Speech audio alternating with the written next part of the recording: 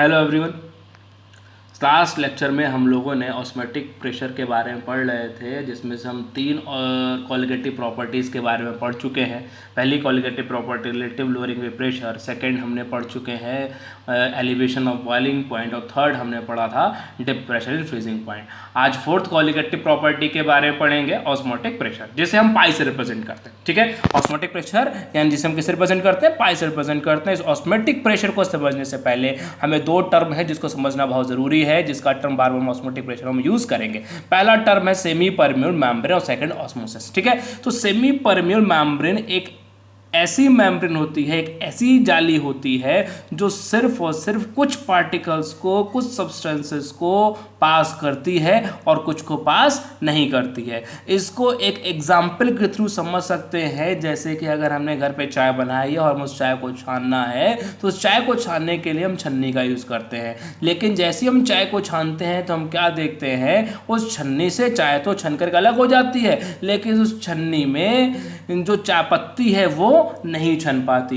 क्यों? क्योंकि जो चाय पत्ती का साइज होता है वो छन्नी में जो जाली लगी हुई है उस जाली के होल्स के साइज से बड़ा होता है। ठीक है, इसलिए जो चाय पत्ती है वो चाय पत्ती नहीं छन पाती है। ठीक है, तो जस्ट यही वर्क होता है सेमी परमेबल मेम्ब्रेन का। जो सेमी परमेबल मेम्ब्रेन है वो केवल और केवल सॉल्वेंट को पास करती है, लेकिन सॉल्यूट को पास नहीं करती। क्यों नहीं करती? क्योंकि जो सॉल्यूट का साइज होता है, क्योंकि सॉल्यूट का साइज होता है वो सॉल्यूट का साइज सॉल्वेंट के साइज के कंपैरिजन में बड़ा होता है। ठीक है, तो जब सॉल्यूट का साइज बड़ा होता है और सॉल्वेंट का साइज छोटा होता है, तो जो सेमी परमेबल मेम्ब्रेन है वो सेमी परमेबल मेम्ब्रेन केवल और केवल सॉल्वेंट को पास करता है, ना कि सॉल्यूट को पास करता है। ठीक है, अब इसको समझने के लिए सपोज मान लिया हमने एक कंटेनर लिया और इस कंटेनर में हमने बीच में एक सेमी परमेबल मेम्ब्रेन लगा दिया।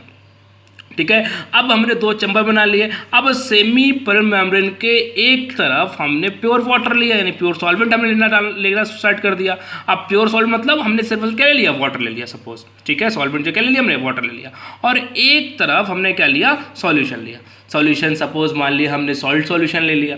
ठीक है, अब क्या होगा, जब एक तरफ हमने प्योर सॉल्वेंट लिया है, दूसरी तरफ हमने सॉल्यूशन लिया है, तो नेचुरली होगा क्या, नेचुरली ये होगा कि जो सेमी परमेबल मेम्ब्रेन है ये केवल और केवल सॉल्वेंट को पास करेगी। तो जो सॉल्वेंट है इसका मूवमेंट नेचुरली स्टार्ट हो जाएगा सॉल्यूशन की ओर। ठीक है, यानी जो सॉल्वेंट का मूवमेंट सॉल्यूशन की ओर होता है थ्रू सेमी परमेबल मेम्ब्रेन, यही प्रोसेस ऑस्मोसिस का प्रोसेस कहलाता है।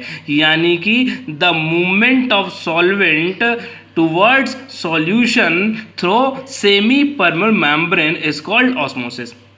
ठीक है, इसको कंसंट्रेशन के टर्म में भी हम डिफाइन कर सकते हैं। भाई जो अगर इस चैम्बर की बात कर, इसमें क्या है, केवल वाटर है ना। ठीक है, केवल वाटर है। ठीक है, यानी कि इस वाटर के अलावा कुछ और तो नहीं है, यानी वाटर की क्वांटिटी क्या है इसमें ज़्यादा है, तो कह सकते हैं हाई कंसंट्रेशन चैम्बर कह सकते हैं यहाँ पर। ठीक है, लेकिन अगर हम इस सॉल्यूशन की बात करते हैं, सॉल्यूशन में क्या वाटर क्वांटिटी कम है। ठीक है, उसे कह सकते हैं लो कंसंट्रेट सॉल्यूशन कह सकते हैं। ठीक है, बात समझ में आ गई।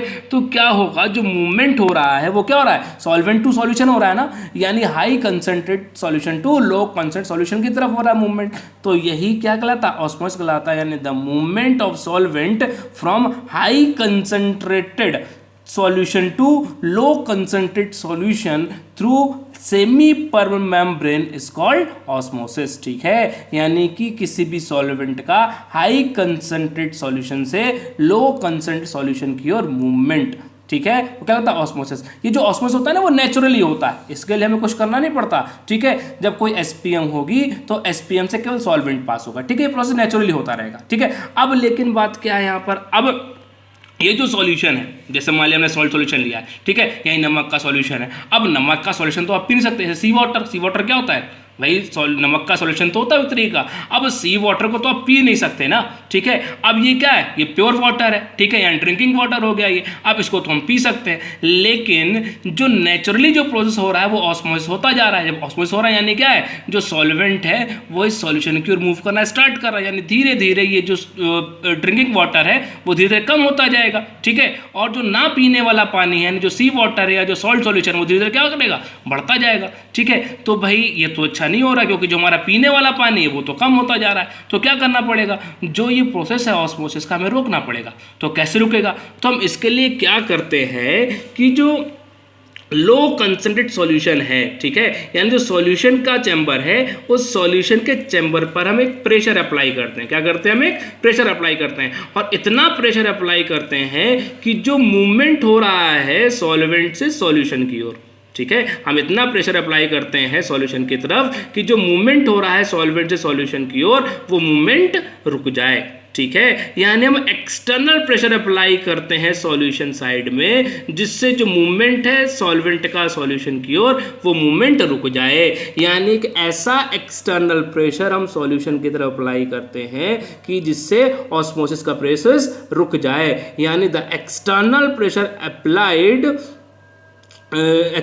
अप्लाइड टू प्रिवेंट ऑस्मोसिस, ठीक है, यानी ऑस्मोसिस के प्रोसेस को प्रिवेंट करने के लिए जो भी हम प्रेशर अप्लाई करेंगे सॉल्यूशन की तरफ वही प्रेशर क्या कहलाएगा, ऑस्मोटिक प्रेशर कहलाएगा, ठीक है। अब चलिए अब एक टर्म और पढ़ते हैं, इसे कहते हैं रिवर्स ऑस्मोसिस, ठीक है। अगर सपोज अगर हम मान लेते हैं कि अगर जो सॉल्यूशन है, ठीक है, अगर सॉल्यूशन साइड जो है जो ऑस्मोटिक प्रेशर हम ज़्यादा प्रेशर अप्लाई करते हैं, जो एक्सटर्नल प्रेशर हम अप्लाई कर रहे हैं वो एक्सटर्नल प्रेशर अगर हम ऑस्मोटिक प्रेशर ज़्यादा अप्लाई कर दें तो क्या होगा, ठीक है। अब वो देखते हैं यहाँ पर। अब अगर हमने एक्सटर्नल प्रेशर को ऑस्मोटिक प्रेशर के इक्वल अप्लाई किया है तो क्या होगा, जो ऑस्मोसिस का प्रोसेस वो रुक जाएगा, यानी जो सॉल्वेंट का मूवमेंट हो रहा था सॉल्यूशन की तरफ वो रुक जाएगा, ठीक है। यानी कि क्या होगा, ऑस्मोसिस प्रेशर क्या हो जाएगा, ऑस्मोसिस का प्रोसेस रुक जाएगा। तो वही प्रोसेस कहलाता है आपका, ये प्रेशर कहलाता है ऑस्मोटिक प्रेशर कहलाता है। अब अगर जो ये एक्सटर्नल प्रेशर है हम इसको ज़्यादा लगाएं, कम किससे ज़्यादा लगाएं, इस ऑस्मोटिक प्रेशर से ज़्यादा लगाएं, तो क्या होगा, जब हम अप्लाइड प्रेशर जो एक्सटर्नल अप्लाइड प्रेशर है उसको हम ज़्यादा लगाते हैं ऑस्मोटिक प्रेशर से, तो होता क्या है, होता ये है कि जो सॉल्यूशन का जो सॉल्वेंट पार्ट है, सॉल्यूशन का सॉल्वेंट पार्ट ये मूव करना स्टार्ट करता है किसकी तरफ, सॉल्यूशन की तरफ, सॉल्वेंट की तरफ मूव करना स्टार्ट कर देता है, ठीक है। यानी जो सॉल्वेंट है वो लो कंसंट्रेटेड सॉल्यूशन से हाई कंसंट्रेटेड सॉल्यूशन की तरफ मूव करना स्टार्ट कर देता है। कब, जब एक्सटर्नल प्रेशर ऑस्मोटिक प्रेशर से ज़्यादा अप्लाई किया जाता है, ठीक है। बात समझ में आ गई। तो यही प्रोसेस क्या होता है, रिवर्स ऑस्मोसिस, मतलब ऑस्मोसिस का उल्टा हो रहा है ना यहाँ पे। भाई ऑस्मोसिस क्या होता है कि जो सॉल्यूशन है वो हाई कंसंट्रेशन से लो कंसंट्रेशन की ओर मूव करता है सॉल्वेंट, लेकिन इसमें क्या हो रहा है कि जो सॉल्वेंट है वो लो कंसंट्रेशन से हाई कंसंट्रेशन की ओर मूव कर रहा है, यानी ऑस्मोसिस का जस्ट अपोजिट, ठीक है। तो यही प्रोसेस क्या होता है, रिवर्स ऑस्मोसिस, यानी ऑस्मोसिस का उल्टा, ठीक है। तो रिवर्स ऑस्मोसिस कहलाता है। और कब होता है, जब हम एक्सटर्नल प्रेशर को ज्यादा अप्लाई करते हैं, किससे, ऑस्मोटिक प्रेशर से, ठीक है। तो when external pressure is greater than osmotic pressure then the movement of solvent from lower concentration to higher concentration is called reverse osmosis, ठीक है। जब भी हम एक्सटर्नल प्रेशर को ऑस्मोटिक प्रेशर से ज्यादा अप्लाई करेंगे तो जो सॉल्वेंट होगा उस सॉल्वेंट का मूवमेंट लो कंसंट्रेशन से हाई कंसंट्रेशन की ओर होना स्टार्ट हो जाएगा। यही प्रोसेस रिवर्स ऑस्मोसिस कहलाता है, ठीक है। अब रिवर्स ऑस्मोसिस को समझने के बाद हम देखते हैं ऑस्मोटिक प्रेशर का फॉर्मूला क्या हो सकता है, ठीक है। ऑस्मोटिक प्रेशर के फॉर्मूले के लिए हमें आइडियल गैस इक्वेशन जरूरत पड़ेगी, और आइडियल गैस इक्वेशन में मालूम है क्या होता है, P V is equal to NRT. P क्या है, प्रेशर, तो प्रेशर को मान सकते हैं ऑस्मोटिक प्रेशर, तो हमने लिख दिया पी की जगह पाई, यानी pi V is equal to NRT, और इसको इस फॉर्म में अरेंज कर लें, pi is equal to N upon V R T, और N upon V number of moles upon volume क्या होता है, कंसंट्रेशन, तो सकते हैं pi is equal to C R T. तो pi is equal to C R T के through हम किसी भी सॉल्यूशन का ऑस्मोटिक प्रेशर हम कैलकुलेट कर सकते हैं। चलिए अब इसको समराइज कर लेते हैं और हम देखते हैं हमने क्या क्या हमने पढ़ रखा है। ठीक है।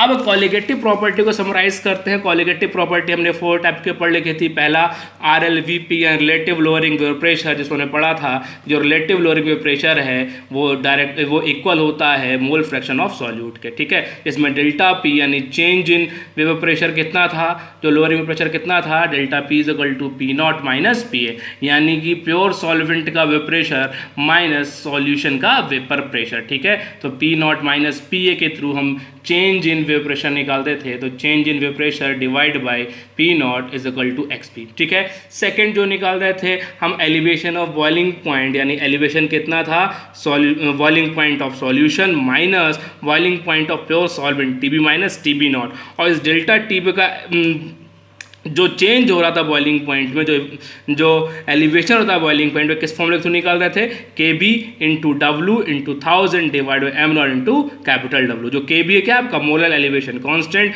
स्मॉल w क्या है वेट मास ऑफ सॉल्यूट, और कैपिटल W क्या है मास ऑफ सॉल्वेंट, ठीक है। इस तरीके से हम डिप्रेशन फ्रीजिंग पॉइंट निकाल delta TF is equal to TF0 minus TF, यानी TF0 क्या है आपका freezing point of pure solvent minus TF freezing point of solution. इसको हम इस फॉर्मूले थ्रू निकाल सकते हैं। TF is equal to KF into W into 1000 divide by M0 into capital W। Small w mass of solute, capital W mass of solvent, M0 molar mass of solute and KF molar depression constant, ठीक है। इस तरह osmotic pressure का formula use किया था हमने, pi is equal to CRT। लेकिन अगर इन चारों फॉर्मूले को अगर हम यूज़ करना चाहें, अगर हम न्यूमेरिकल को भी सॉल्व करते हैं, हम चारों फॉर्मूलों का यूज़ करेंगे न्यूमेरिकल सॉल्व करने के लिए, लेकिन ये चारों फॉर्मूले तभी अप्लाई होंगे जब सॉल्यूशन में सॉल्यूट का किसी भी टाइप का डिसोसिएशन या फिर एसोसिएशन पॉसिबल ना हो। भाई अगर किसी भी सॉल्यूट का डिसोसिएशन या एसोसिएशन होगा तो उस डिसोसिएशन और एसोसिएशन के केस में जो भी ये कॉलिगेटिव प्रॉपर्टीज हैं, ये सारी कॉलिगेटिव प्रॉपर्टीज चेंज हो जाएंगी, क्योंकि कॉलिगेटिव प्रॉपर्टी डिपेंड करती हैं केवल और केवल क्वांटिटी ऑफ सॉल्यूट पार्टिकल्स पे। सपोज मान लिया कि अगर कोई भी सॉल्यूट है, सॉल्वेंट में डिसॉल्व होने के बाद डिसोसिएट हो जा रहा है, यानी डिसोसिएशन से पहले यानी सॉल्वेंट में मिक्स होने से पहले जो सॉल्यूट पार्टिकल्स थे वो 8 थे, लेकिन जब डिसॉल्व हो गए सॉल्वेंट में तो वो 8 से नंबर ऑफ सॉलिड पार्टिकल्स 8 थे, लेकिन जैसे ही सॉल्वेंट डिसॉल्व हुए तो वो डिसोसिएट हो गए, तो जाहिर सी बात वो 8 तो रहेंगे नहीं, तो जो नंबर ऑफ सॉलिड पार्टिकल्स होंगे क्या होंगे, वो आपके बढ़ जाएंगे ना, वो डिसोसिएट हो जाएगा। मान लिया अगर एक सॉलिड पार्टिकल 2 पार्ट्स में डिसोसिएट होता है तो 8 सॉल्यूट पार्टिकल क्या करेंगे 16 पार्ट डिवाइड हो जाएंगे, यानी जो नंबर ऑफ सॉल्यूट पार्टिकल्स है वो क्या हो गए इंक्रीज हो गए, ठीक है। तो जब number of solute particle increase हो गया, यानी जो क्वांटिटी ऑफ सॉल्यूट पार्टिकल्स हैं, जो क्वांटिटी ऑफ सॉल्यूट है वो इंक्रीज हो गया, तो कॉलिगेटिव प्रॉपर्टी क्या हो जाएगी, चेंज हो जाएगी, ठीक है। इसलिए ये सारी की सारी जो प्रॉपर्टीज है, ये सारी की सारी प्रॉपर्टीज तभी अप्लाई होंगी जब सॉल्यूट का डिसोसिएशन या फिर एसोसिएशन नहीं हो रहा हो सॉल्यूशन में, ठीक है। तो एक नोट पॉइंट करके आप लिख भी लीजिएगा कि all these always used when solute does not dissociate or associate in solution, ठीक है। जैसे कि किसका डिसोसिएशन एसोसिएशन नहीं होता, जैसे कि ग्लूकोज को डिसॉल्व कर दो वाटर में, ना ही उसका एसोसिएशन होता है डिसोसिएशन होता है। जैसे यूरिया उसको डिसॉल्व करोगे तो ना ही वो डिसोसिएट होगा ना ही एसोसिएट होगा। लेकिन अगर हमने NaCl डिसॉल्व किया तो जाहिर सी मालूम है जब NaCl अगर वाटर में डिसॉल्व करेंगे तो क्या होगा, वो NaCl ब्रेक हो जाएगा Na+ और Cl- में, यानी वहां पर उसका डिसोसिएशन हो जाएगा, ठीक है ना। तो जब भी हम फॉर्मूला अप्लाई करेंगे तो हमें ये देखना पड़ेगा कि जो सॉल्यूट है उसका डिसोसिएशन या एसोसिएशन नहीं हो रहा। अगर डिसोसिएशन या एसोसिएशन होता है उस केस में हम एक नया टर्म पढ़ते से कहते हैं वॉन टॉप फैक्टर, जिसको हम नेक्स्ट लेक्चर में जिसे हम पढ़ेंगे, ठीक है। आज के लिए इतना ही, थैंक यू।